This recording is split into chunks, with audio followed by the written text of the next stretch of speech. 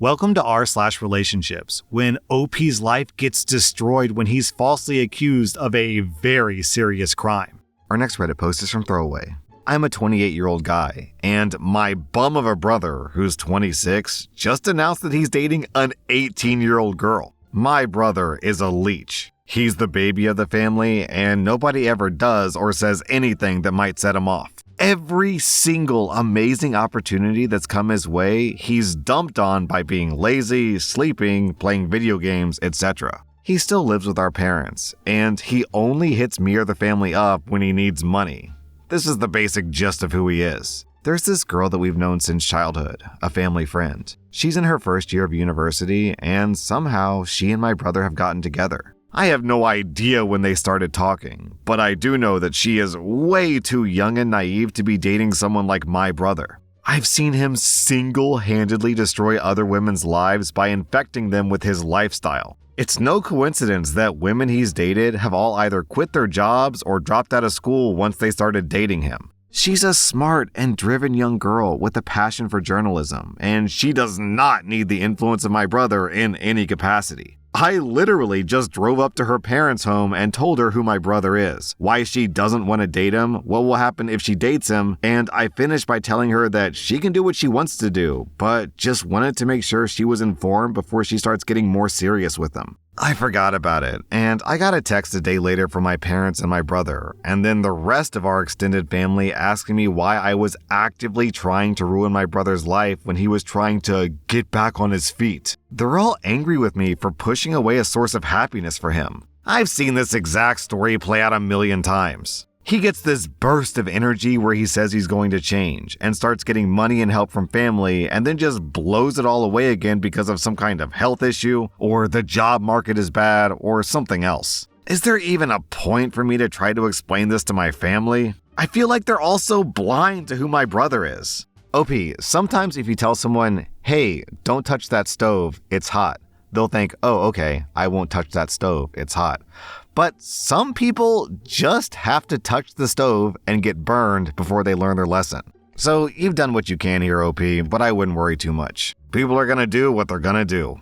Our next Reddit post is from Sai31. I grew up in what was probably the most normal of normal households. Parents worked a lot, but they still managed to care for me and my 3 older sisters. We were never super close as a family, but we never had any issues either. The same goes for my extended family. They always lived a few hours away, but we saw each other during summer holidays or Christmas and always got along great. But when we got older, we naturally grew apart as everyone had their own lives. I'm 31 now. Back when I was 22 and attending university, I got a phone call from my mother that turned my life upside down. I remember that I didn't even answer at first because I was gaming with friends. But she called again immediately after the first call. This was an unwritten rule in the family. If you call twice like that, it's important. Like someone died important. So when she called again, I excused myself and answered, only to hear chaos on the other end. Like people were arguing. But when my mom realized that I'd answered, it sounded like she went to another room and closed the door. I just asked what was going on, and I heard that she was crying. My memory of this conversation is a bit blurry, but she basically asked me if I had something to confess regarding Emma. Emma is my cousin on my mom's side and 7 years younger than me, so she was 15 at the time. At that point, I hadn't even seen Emma for several years. I just said no and asked what this was about. My mom just cried even harder and started accusing me of sexually assaulting Emma back when we were children. That Emma had told everything to my sister and that my sister told my mother and my aunt. Emma told them that back when she was 9 and I was 16, she had been playing in my room when I came in and started feeling her under her clothes and kissing her. My mother screamed at me to say something, but I couldn't even speak. It was all so absurd. I remember thinking this must be some bad joke. The last thing I remember saying was that it wasn't true and that Emma was lying. But then my mom went on, saying how could Emma give such a detailed description of where and how? Then she kept asking something like, "Did you do this? Did you do this?" And I just screamed back at her, "No," each time. It all ended with my mom putting me on speaker and both my mom and dad saying that they don't want anything to do with me and to never contact them again. 2 of my sisters texted me later that day, pretty much saying that I'm disgusting and then blocked me. I know it's weird, but after that call, I went to have a long shower.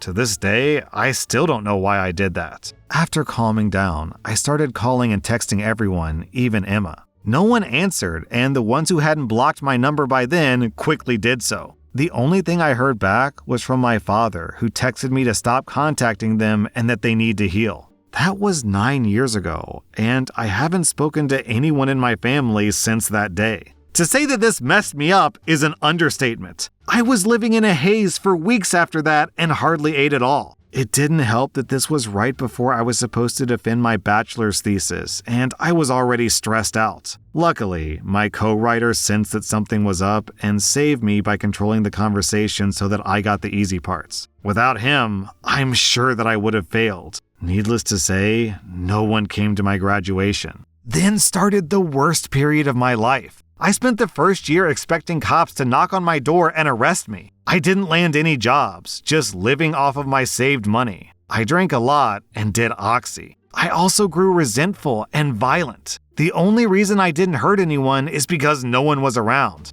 My neighbor called the cops on me once after I smashed a glass, but I managed to convince the officers that I had just dropped it, and they went away since there were no others inside my apartment. Instead of sleeping, I spent my nights planning how I could hurt Emma and make sure that no one ever found out. I even thought that I could actually do the things that she accused me of, but do much worse on top of that. I know I'm not proud of that. I landed my first real job in late 2015. Only then did things start to improve. I focused all my time on my job as it gave me something normal to do. Recovery was a slow process, but I drank less. I'm now sober going on 4 years, and I smiled more. I live cheaply and earn good money, so I made a point of buying myself a nice gift for each of my birthdays. A VR headset, a motorcycle, Legos, etc. And last year, I moved out of my awful apartment and bought a small house. It was an old dream of mine to have my own garage and a garden to care for. This has boosted me even more. So my life is okay now. I still got problems. I've been on antidepressants for the last few years, and while they help, it's not in a happy way. They simply remove the dark thoughts and replace them with dead ones. My trust in other people is close to non-existent. I've tried dating, but have only been on 2 dates with 2 different women. It's really hard to speak like a normal person when it comes down to it. And what would I tell a potential partner when she asks about my family?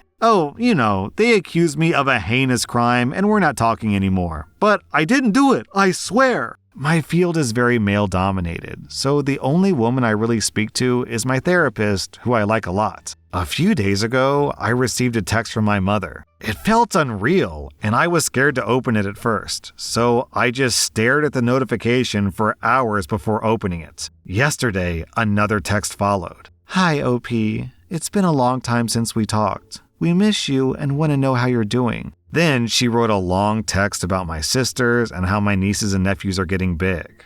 I didn't even know that I was an uncle. Then she said, know that we love you and always will. Signed, Mom and Dad. Then the second text read, Hi, OP.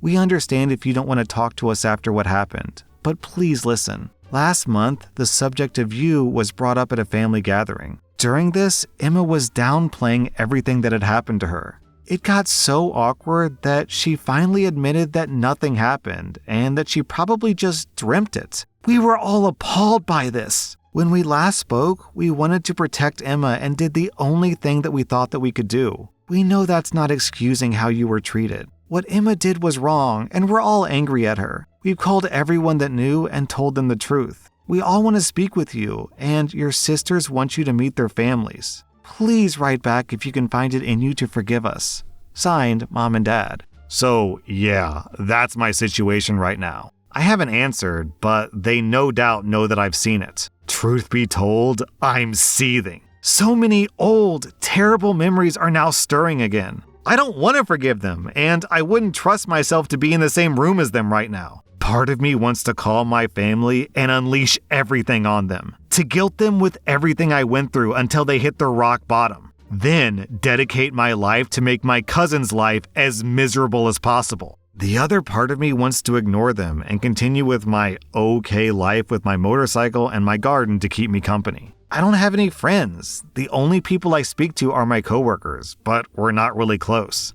I've called my therapist's clinic, but they told me she's on vacation and won't be available for weeks, and I don't want anyone else than her. So that leaves internet strangers. Please, where do I go from here? Do I ignore them and continue as is, or do I answer? And if so, what do I even write? I'm pretty sure that meeting them in person would be a bad idea for the foreseeable future, but I'm not even sure how my life can improve from picking up on those threads. As embarrassing as it may sound, I've dreamt about the day when they apologize, with them throwing themselves to the ground and kissing my feet. Texting seems so anticlimactic now. Then OP posted an update. I've met my therapist. I was first scheduled for September, but she managed to move it and we've had talks so far. She's also read the original post and many of your comments. While she would have preferred for me to confide in a colleague of hers, in the end, she said that she was glad you guys told me to calm down a bit and wait. She knows firsthand how I can get when I'm angry. I won't go through everything that we talked about,